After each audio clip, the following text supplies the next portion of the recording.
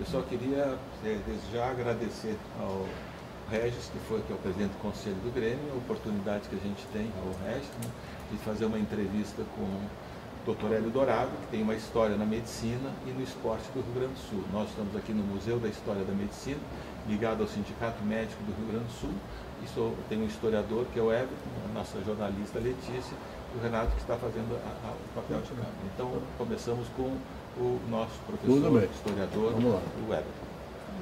Doutor, então, o seu nome completo, doutor, quando e onde o senhor nasceu? O meu nome é Hélio Falkmer Dourado, origem alemã. Eu nasci numa cidade também de origem alemã, Santa Cruz do Sul. Aliás, diga-se de passagem, tive lá uma infância muito bonita e por isso eu gosto muito de Santa Cruz.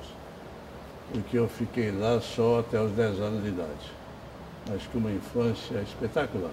Que ano o senhor nasceu, doutor? Meu pai era diretor do colégio elementar, que naquela época não eram os grupos escolares, era o colégio elementar. Veio a Porto Alegre antes de 30, viúvo, para procurar uma professora para trabalhar lá, que estava faltando. No Ministério, na Secretaria de Educação indicaram a minha mãe. Minha mãe acabou sendo a esposa dele. E eu, o filho, que nasci em 30. Meu pai faleceu em 35.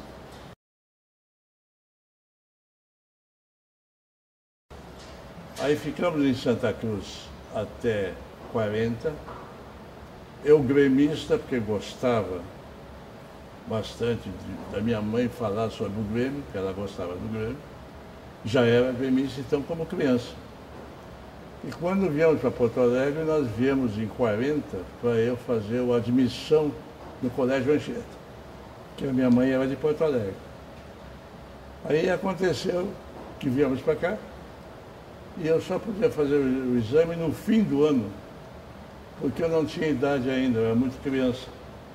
Então eu só fiz o exame de admissão no fim do ano e passei. Passei para o primeiro ginasial. E a minha mãe com 10 anos de idade. E a minha mãe, para me presentear no dia do aniversário do Grêmio, aliás, no dia do meu aniversário, dia 20 de março de 1941, me deu o título de sócio do Grêmio Porto Alegrense. O Grêmio que era na Baixada. E aí não perdi mais partida do Grêmio. Eu ia de Vila Nova, onde nós morávamos, até a Baixada, ônibus sanitário, depois caminhava para o centro e voltava de ônibus, mas ia aos jogos. Então deu um sujeito meio fanático pelo Grêmio, né? Que é esse com quem vocês estão falando. Doutor, e como o senhor direcionou os estudos para a medicina? Como foi a escolha? Já tinha médicos na família? Como que foi isso? Pois é, são coisas interessantes, muito interessantes. A minha mãe, ela ficou diretora do colégio de Santa Cruz. E aí começou uma fase da época de as colônias todas que tinham professores alemães mudarem para terem professores nacionais brasileiros. Tá? Houve isso. E a minha mãe era uma pessoa que falava muito bem alemão e ia explicando para todos, com o jeito dela, era muito jeitosa, para fazer a nacionalização do ensino nas escolas do interior. E que futuramente o governo mandava a professora. Então eu fui muito para fora, para a Serra, onde se tinha a criação de gado. Tá? E uma coisa que me aconteceu, eu comecei a ver uma coisa que eu gostava de ver e via eles trabalhando, limpando bicheiras de coxa de cavalo. E depois eu vi uma outra coisa que me chamou muita atenção como criança. Bicho berne em pele de gente. E eu vi eles tirarem. E aquilo me fascinou. No fim estava eu tirando o bicho berne. E eu acho que esses bicho berne se incutiram em mim e me fizeram eu querer ser médico. Então quando eu vim para Porto Alegre, eu fiz todo um curso pensando em ser médico.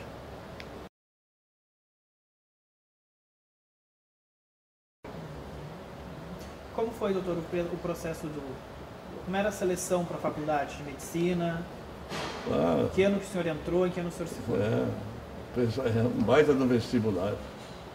Naquela época, foram mais ou menos uns 280 candidatos, mais ou menos, 280 candidatos para 60 vagas.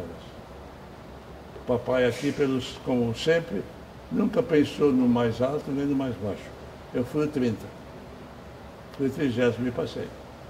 E entrei com a idade mínima. Tanto é verdade que eu me formei em 53, com 23 anos de idade. Doutor, qual eram as fases do vestibular? Tinha a prova escrita, tinha uma prova oral? Tinham 3 provas escritas. Física, Química e Biologia, para a medicina. Escrita e depois as orais. Aliás, na oral de Biologia, eu acho que eu passei no vestibular. Eu sempre tive uma memória muito boa e uma memória visual muito boa também. Quando eu estudava, eu mais ou menos sabia uma coisa. No livro, lá, aqui, onde eu li, tem mais ou menos isso. Tá? E naquele tempo tinha um livro de biologia muito importante. Não me lembro do nome agora. Talvez venha daqui a pouco. Esse livro, eu estudei nele. E eu, na prova oral, com um professor que era muito duro, se sabia que era duro, eu disse uma coisa da pergunta, e ele me falou: o senhor está completamente errado. Eu digo: não, senhor, errado está o senhor. O livro tal, pena não sei, livro tal, mais ou menos página tal. Ele abriu o livro: o senhor tem razão, estou satisfeito. Isso aí me fez passar, eu acho, no vestibular. São essas coisas, né? Lances. Tive sorte. O senhor lembra de alguns colegas do tempo de faculdade? Opa, muitos, até hoje. O Érico da Costa Faquin, aqui. Hélio Basílio Pelanda. Deixa eu ver o pessoal. O Sivaldo. Ai, meu Deus do céu. São tantos aí que... Professores, nomes. Professores? Então, professores nós tínhamos na anatomia o Taufik Saad, o professor Taufik. Tá? Nome de rua hoje? Nome de rua, Taufik Saad. Nós tivemos o pessoal, o Taufik, daí o Taufik marcou violentamente, professor de anatomia. Né? Ele era um sujeito muito aberto, viu? E dando o início da nossa vida, a vida médica. Quem é médico sabe como é que é. A anatomia é importantíssima. Né? Então, o Taufik, eu posso dizer que era um sujeito que chamou muito a atenção. Né? Teve outros também, mas o Taufik eu deixo como primeiro plano. Talvez pela minha entrada lá, inclusive. No tempo de faculdade, teve algum envolvimento com o esporte acadêmico, disputando alguma intersérie, ou algum torneio entre faculdades? Não teve tudo, como não tem hoje. Naquele tempo tinha. Eu comecei no atletismo, que eu gostava muito de futebol, de jogar futebol. Mas eu tinha muita resistência. Então o Caleia, que é um treinador aqui, me viu um dia e me fez correr os 1.000 e 1.500 metros. E eu fui para a pista na competição e só eu ganhava 1.000 e 1.500 metros. Recordista naquela época. E depois o futebol. Futebol eu peguei todas as seleções universitárias, do 1º ao 6º ano. Tanto isso é verdade que o Servilho Rodrigues, que era técnico do São José, do Renner na época, viu um jogo meu e foi me buscar. Isso em 1948, quando eu estava no 1º ano de medicina. Isso. Foi me buscar para jogar no Renner. E eu joguei uma partida como profissional contra o Renner, lá no campo do Renner. A única que eu joguei. Porque eu saí dali feliz da vida, ele me disse: amanhã treino de tarde. Saí feliz da vida. Só que quando eu fui ver, eu tinha que ter presenças certas e sempre na faculdade, principalmente na histologia. Tá? Então eu tive que abandonar aquilo. Uma tristeza muito grande. Né? Mas aí continuei torcedor. Mas eu poderia ter sido profissional. Talvez tenha sido bom que não tenha sido. Centro acadêmico? Centro acadêmico, nunca. participava das festas do centro acadêmico, mas nunca fui participante de qualquer diretoria.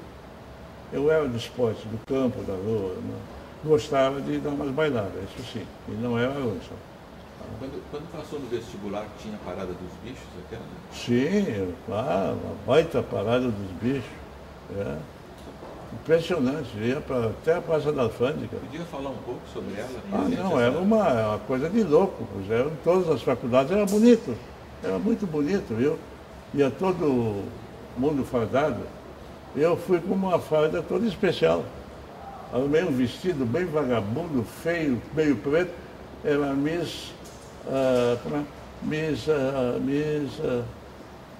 não é doença, Miss Necrotério. Tinha doença, não tinha? Miss Necrotério. Um lugar onde tu tem todo. É o Miss Necrotério, já passava para todo mundo.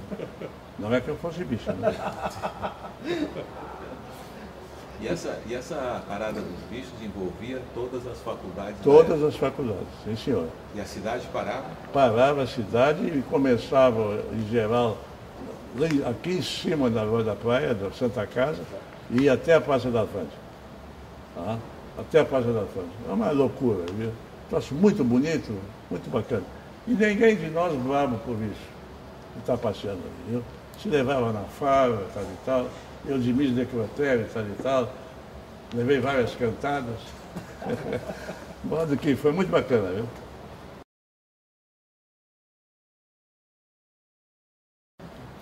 Doutor, então, após então, a formatura, como o senhor se especializou em alguma área específica? Antes da formatura, tem um antes da formatura. Naquela época não é como hoje. Naquela época, quem entrasse na faculdade tinha que arrumar uma enfermaria para trabalhar desde o início, senão perdia lugar. Tá? Eu consegui a enfermaria 20 na Santa Casa através do Dr. Walter Guese, tá? Que eu conhecia, tinha me dado anatomia e tal. Consegui a enfermaria 20. E na enfermaria 20 eu fui logo para a cirurgia. Tá? Os alunos que ficavam, eram eu e o Sérgio Lander, tá em Passo Fundo, os dois. O que acontecia lá com a gente era muito importante. Começava-se a fazer anestesia. Tá? Ensinava a gente a fazer anestesia porque ninguém queria fazer. Não existia um anestesista como hoje, assim, uma intubação nem nada. Era o Ombredone. Como é que era o Ombredone? O Ombredone era um troço de material que enchia de éter, botava afogava o sujeito e ele esperava aquilo. De vez em quando olhava para ver como é que ele estava. É um troço meio bravo, viu? Tá? Mas aí você começava meio acordado, dava mais Ombredone nele, mais éter nele. Então era difícil isso, viu? Então nós começamos assim, mas assim a gente conseguia também as suas enfermarias, né? Eu fui para a enfermaria 20, que era de cirurgia geral, que eu queria. Tá?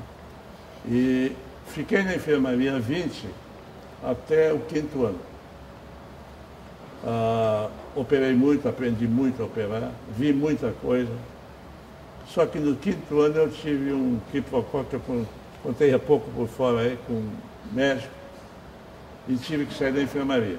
E aí o Dr. Walter Guese, que era meu amigo, que trabalhava nessa enfermaria, me arrumou uma outra enfermaria e me arrumou um cirurgião, melhor cirurgião de Porto Alegre, Dr. Fernando Carneiro Becker, que foi o meu grande professor. Aí eu aprendi a operar.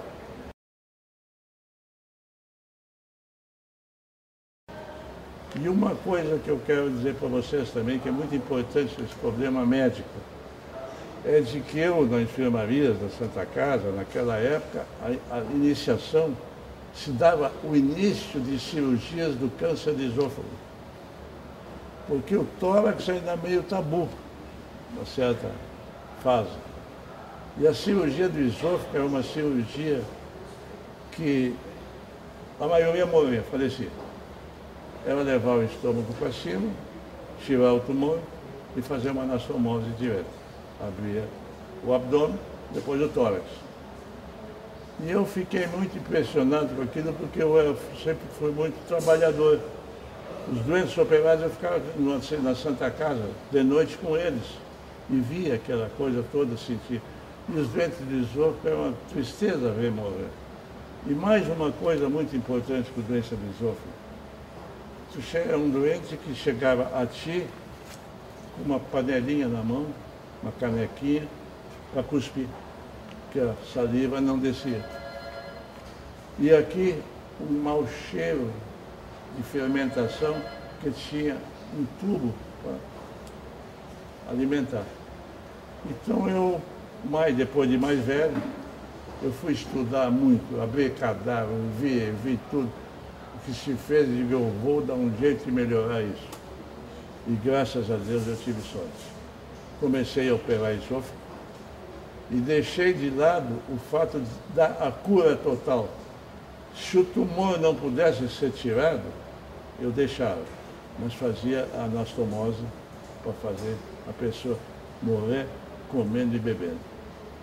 Com isso, meus amigos, isso é uma coisa que eu tenho de uma alegria muito grande. Eu operei mais ou menos uns 500 esôfagos. Tá? Poucos viveram normalmente até morrer, mas todos eles morreram comendo e bebendo. Isso é uma coisa que me dá uma alegria muito grande. O Dr. Fernando Beck eu mudei para a enfermaria 11, que era a enfermaria dele. Tá? E aí nós operávamos no início no São Francisco. Tá? Depois, a base do São Francisco, mas operava na Beneficência, Moinho de Vento também. Tá? Outra coisa, a gente fazia todo esse tipo de cirurgia pensando sempre num hospital que estava sendo construído, do qual o Dr. Fernando Beck é o titular, um dos titulares, e eu entrei depois, na Associação dos Funcionários Públicos do Estado, tá? Até hoje lá. Então nós operávamos nesses hospitais, e o Dr. Fernando Beck é um exímio cirurgião. Tanto isso é verdade, que ele me disse um dia depois, Dourado, eu operei toda a minha vida, agora é contigo uma parte que eu nunca quis operar, operei muito pouco, mas tu tem tudo para fazer. Vai para o tórax. Vai operar tórax também. Aí aconteceu o seguinte, como é que eu vou aprender bem isso? Moral da história. Entrei para o Sanatório Partenon. Tá? Mas antes de entrar para o Sanatório Partenon, eu fui ao Rio. No Rio de Janeiro eu fiquei um mês na clínica do Dr. Fernando Paulino, maior clínica, porque era amigo do Dr. Beck, a maior clínica cirúrgica do Rio de Janeiro. Tá? E lá eu aprendi a operar pulmão. E aí logo para meu treino eu fui para a pior cirurgia de pulmão que pode existir. É a cirurgia do tuberculoso. Porque as entranhas ali, fica tudo meio petrificado, é difícil. E um tumor em cima de uma horta tem que ser homem para cortar, senão arrebenta tudo. Então eu comecei a fazer a cirurgia do pulmão. Depois eu operava também na instituição Coronel Massot, que é da Brigada Militar. Fazia cirurgia geral. Tá? E depois, no futuro, eu comecei a fazer esôfago, que me tornei meio sinônimo de cirurgião de esôfago. Tá? Nos meus últimos anos, eu praticamente operava quase só esôfago. Que é uma cirurgia, meus amigos, que levava de 6 a 12 horas, conforme o caso. 6 a 12 horas tu tem que estar, tá? Tem que ter postura, tem que ter... É que nem jogador, tem que ter treino.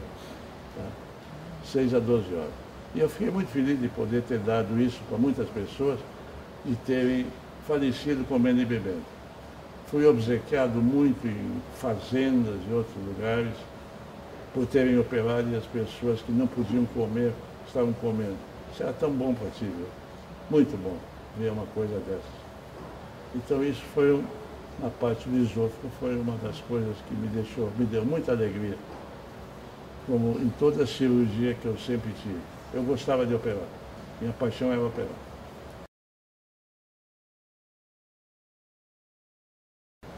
Outra coisa de medicina atualitária que eu tenho que dizer para vocês, que é muito importante para mim também, existia, não sei se o Bonô se lembra, existia o Hospital São Manuel, da Independência, hospitalzinho pequeno, São Manuel. Ali, nós praticamente tomamos conta daquele hospital, eu e mais 6 colegas, fizemos 7, e fizemos o primeiro pronto-socorro particular do estado do Rio Grande do Sul. Pronto-socorro particular, com ambulâncias atendendo chamados.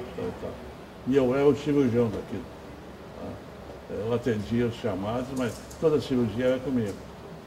Então, eu acho muito bacana. Pronto-socorro particular. O primeiro pronto-socorro particular que teve aí, eu tive metido no meio. E como é que foi a trajetória desse pronto-socorro? Porque ele não existe mais, né? Até que ano funcionou? Não, funcionou muitos anos. Muitos anos. E nós tínhamos umas caminhonetes. Eu ia a consultórios de colegas e ficava meio apavorado. Não com os colegas, com os consultórios. Eu, no edifício Lancaster, da Senhor dos Passos, comprei um baita de um apartamento e fiz um consultório para chamar a atenção. Inclusive com sala especial para gente especial. Tá? E trabalhei lá anos também. Atendia no consultório. Tá? Edifício Lancaster, 8º andar. Onde passei pela frente da porta, ainda me lembrei. Olha aí. Que coisa bacana. Aliás, isso aí que vocês estão fazendo comigo é muito bonito, viu? Porque eu estou me lembrando desde a minha infância até agora. Viu? Coisa bacana.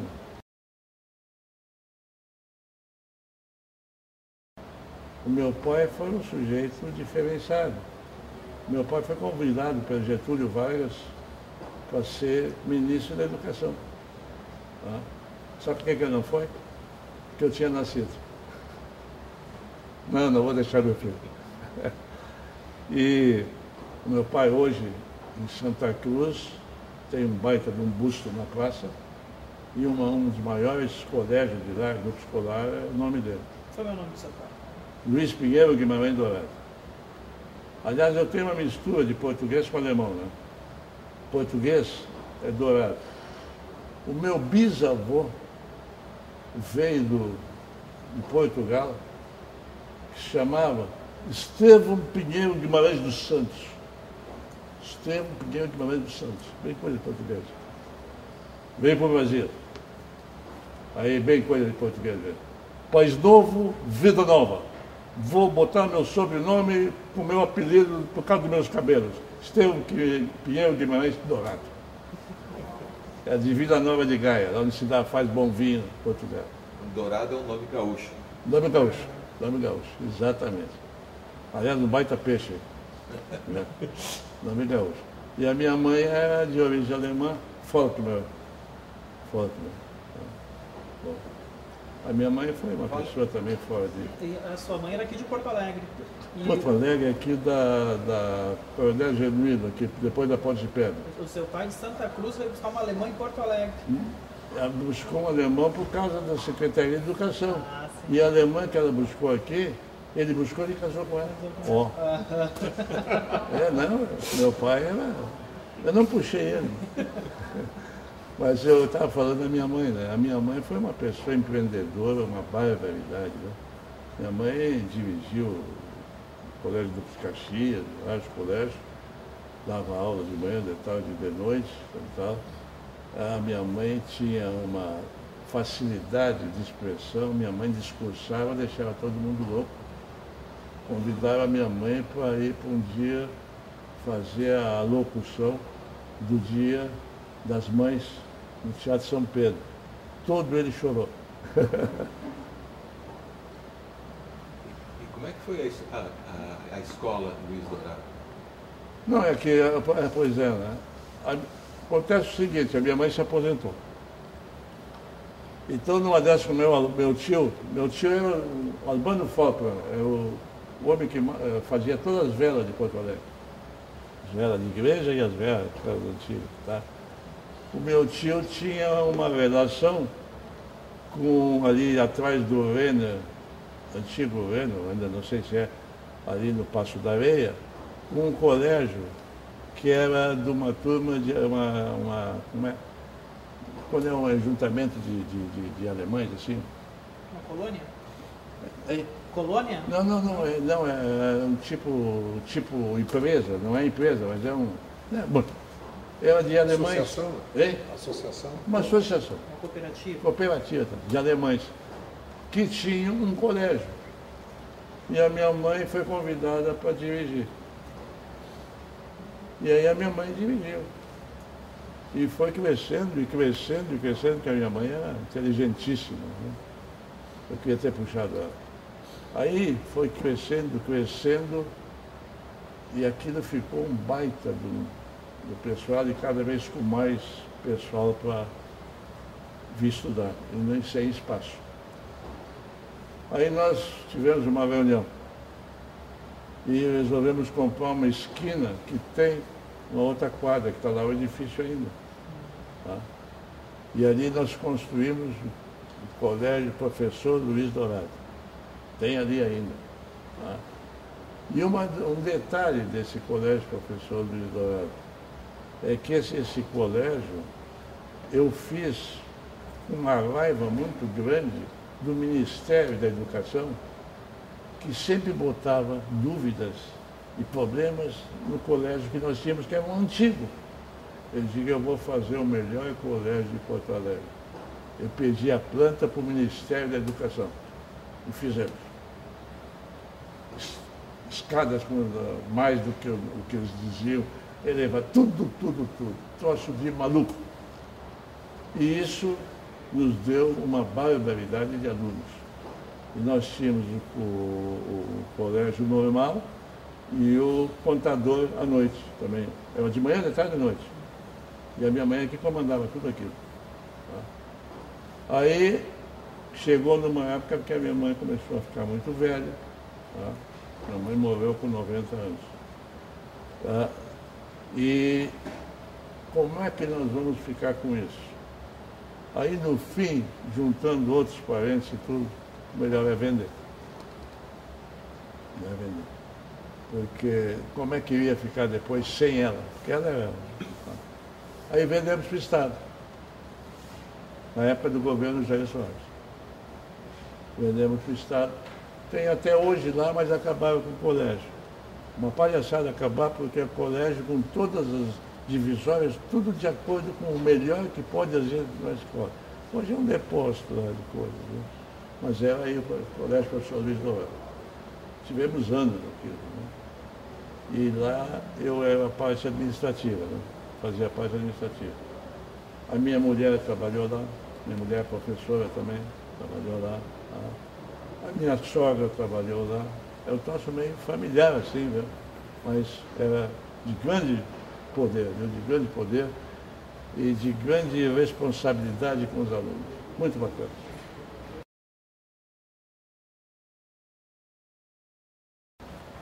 Não. Eu tive como professor, sim, mas de cirurgia. A equipe do Dr. Fernando Becker era ele, o Dr. Luiz Carlos Eli, que era no mesmo consultório dele, e eu. Então se fez cursos para médicos do interior. Fizemos 18 anos de curso. Eu não me lembro bem, não quero, mas eu acho que era só se alistaram 20 pessoas no interior do estado.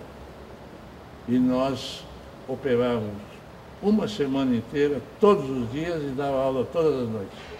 É uma cirurgia atrás da outra.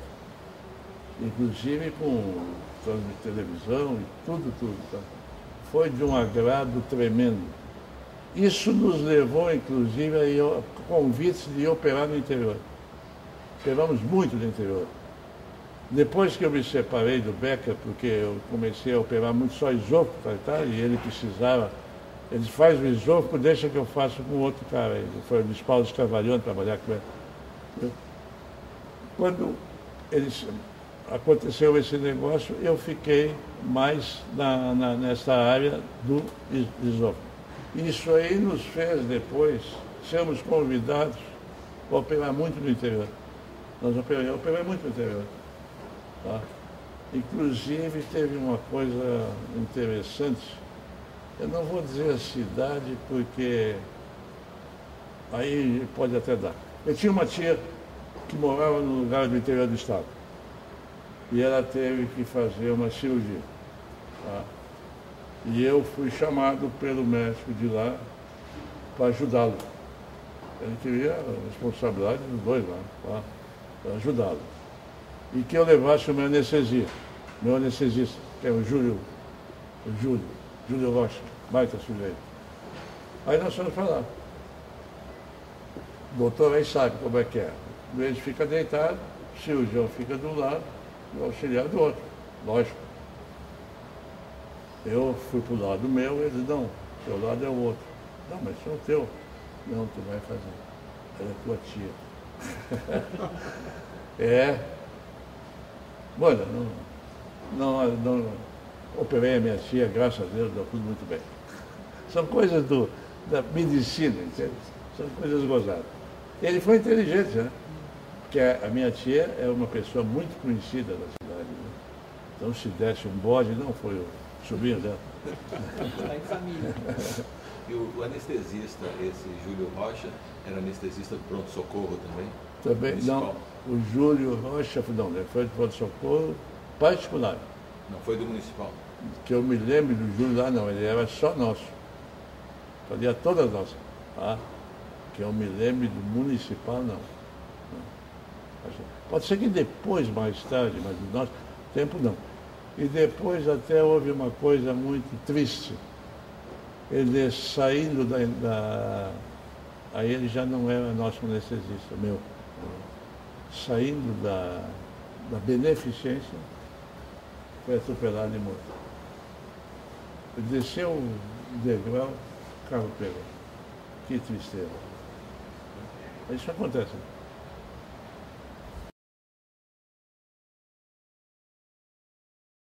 Não, na associação médica eu tive, da época do Dr. Mário Bruno Marcial.